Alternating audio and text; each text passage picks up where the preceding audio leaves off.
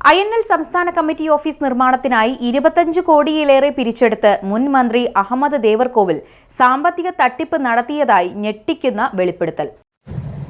INLന്റെ സംസ്ഥാന കമ്മിറ്റി ഓഫീസിനു വേണ്ടി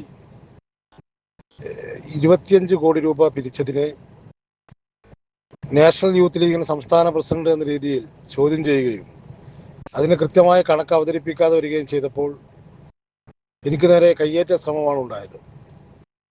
സംസ്ഥാന INL പ്രസിഡന്റ് മുൻ മന്ത്രി അഹമ്മദ് ദേവർകോവിൽ പോർട്ട് മിനിസ്റ്റർ ആയിരിക്കുമ്പോൾ അദാനി ഗ്രൂപ്പിൽ നിന്ന് അദ്ദേഹത്തിൻ്റെ പേഴ്സണൽ സ്റ്റാഫ് മുഖാന്തരം 10 കോടി രൂപ വാങ്ങുകയും വിദേശ നാടുകളിൽ നിന്ന് വ്യവസായ പ്രമുഖരിൽ നിന്നടക്കം 15 കോടി രൂപയും സമാഹരിച്ച് 25 കോടി രൂപയോളം സമാഹരിച്ചത് പാർട്ടി അക്കൗണ്ടിലോ പാർട്ടി കണക്കിലോ രേഖപ്പെടുത്താത്തത് ചോദ്യം ചെയ്യുകയും ദേവർകോവിൽ വിഭാഗത്തിൻ്റെ ആളുകൾ കയ്യേറ്റം ചെയ്യുകയും അസഭ്യവർഷം നടത്തുകയും ചെയ്യുകയുണ്ടായി.